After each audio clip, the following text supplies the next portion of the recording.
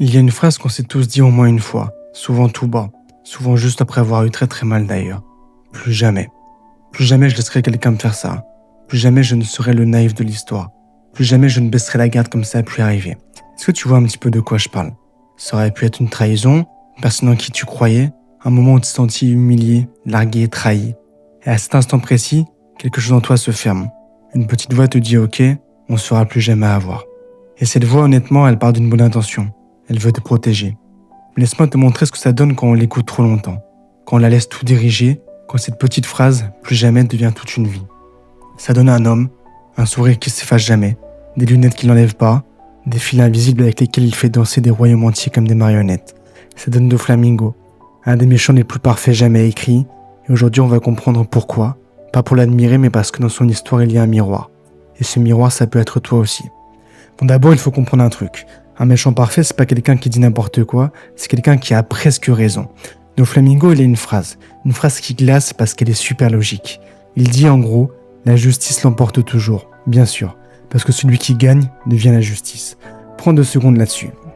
Pour lui, le bien et le mal, ça n'existe pas. Il n'y a que les gagnants et les perdants. La morale, c'est juste l'histoire écrite par ceux qui ont gagné. Et le pire, c'est que quand tu l'écoutes, une partie de toi se dit « ouais, il marque un point ». C'est ça un méchant parfait. Il prend une vérité à moitié vraie et il la pousse jusqu'au poison. Mais d'où elle vient cette vision du monde? Parce que personne ne naît en pensant ça. Doflamingo n'est pas né un monstre, il a été fabriqué. Comme d'ailleurs tout le monde dans la vie aussi. Rembobine un petit peu. Petit, Doflamingo, c'était pas un bandit. Il naît tout en haut, une des familles les plus puissantes du monde, l'élite absolue, et il est né du bon côté de la barrière, celui qui ne connaît ni la peur ni le manque. Et puis un jour, son père il fait un choix. Il renonce à leurs privilèges. Il descend vivre parmi les gens normaux. Et le petit Doflamingo, il tombe de tout en haut à tout en bas d'un coup sec. Et là, imagine la scène. Un gamin qui n'a rien demandé, qui se retrouve du jour au lendemain au milieu des gens qui haïssent sa famille. Et ces gens-là ne pardonnent pas. Ils se vengent, ils humilient, ils torturent. Et sa mère en meurt, sous ses yeux. Un enfant qui découvre dans la douleur totale que le monde peut te broyer sans aucune raison, juste parce que tu es tombé du mauvais côté. Et pour comprendre à quel point ça détruit un enfant, laisse-moi te parler d'une expérience. En 1975, un chercheur en psychologie, Edward Tronick, fait un test qui est devenu extrêmement célèbre par la suite. On l'appelle le still face, le visage impassible. En gros, il demande à une mère de jouer normalement avec son bébé, puis d'un coup de figer son visage, de ne plus rien exprimer, plus aucune réaction ni émotion. Et en quelques secondes seulement, le bébé commence à paniquer. Il tend les bras, il s'agite, il crie, il fait tout pour faire réagir sa mère. Parce que pour un tout petit, un monde qui ne répond plus, un adulte qu'on ne peut plus prévoir, c'est pas juste quelque chose qui est triste, mais c'est vécu comme un danger de mort. Alors imagine ce même mécanisme, mais poussé à l'extrême. Un enfant à qui on arrache tout sans prévenir, sans raison. Et voilà ce qui se cache chez Doflamingo, ou plutôt ce qui se décide pour son futur. Parce qu'à ce moment-là, il se fait une promesse silencieuse. Tu vas la reconnaître. Plus jamais je ne serai en bas, plus jamais je ne serai la victime, et s'il faut devenir un monstre pour ne plus jamais souffrir, je serai le pire de tous. Est-ce que tu comprends un petit peu ce qui se passe à ce moment-là? C'est pas de la folie gratuite, c'est la même petite phrase du début. Plus jamais. Sauf que lui, il l'a laissé prendre le volant pour toujours, et guider toute sa vie entière. Et c'est là que Doflamingo arrête d'être un simple méchant d'animé et qu'il devient un miroir. Parce que ce mécanisme à petite échelle, on le connaît tous. Quand on a été blessé pour de vrai, une voix s'installe. Ne refais plus confiance, ne montre plus jamais que tu es faible et prends le contrôle des choses. Et là aussi, la science a mis un mot dessus. Dans les années 60, un psychologue, Julian Rother, décrit ce qu'il appelle le lieu de contrôle. En clair, c'est ta croyance profonde sur ce qui gouverne ta vie. Les gens qui ont vécu un environnement instable, imprévisible et dangereux développent presque tous le même réflexe. Ils apprennent que leur sécurité ne dépend de personne d'autre que eux-mêmes, que s'ils veulent que ça tienne, ils doivent tout tenir et tout contrôler en permanence. Et ton corps, une fois qu'il a appris ça, il l'oublie jamais. Ton amygdale, le détecteur de danger de ton cerveau, reste toujours et constamment en alerte, en permanence, prêt à avoir une menace absolument partout dans ton entourage. Et Doflamingo, c'est ce réflexe qui est poussé à l'infini.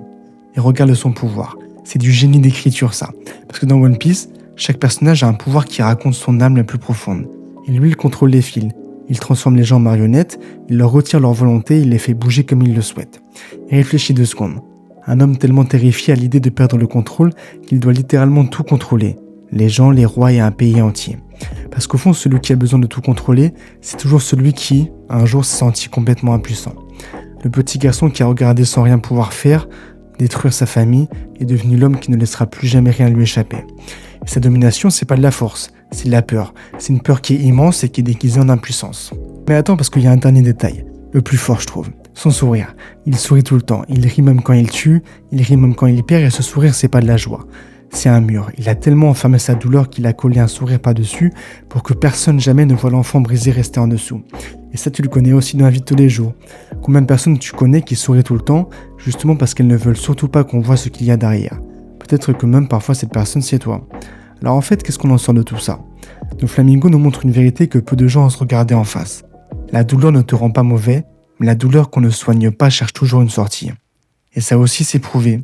En 1998, une immense étude américaine menée sur près de 17 000 personnes sort. On l'appelle l'étude ACE, sur les expériences difficiles de l'enfance. Et elle montre un truc qui est super dur, mais essentiel pourtant. Plus un enfant a vécu de maltraitance, d'abandon et de violence, plus adulte, il a de risques de reproduire cette douleur sur lui-même ou sur les autres. En clair, la science confirme le vieux dicton. Les gens blessés blessent les gens. Pas parce qu'ils sont méchants, mais parce qu'une blessure qu'on ne regarde jamais finit par déborder quelque part.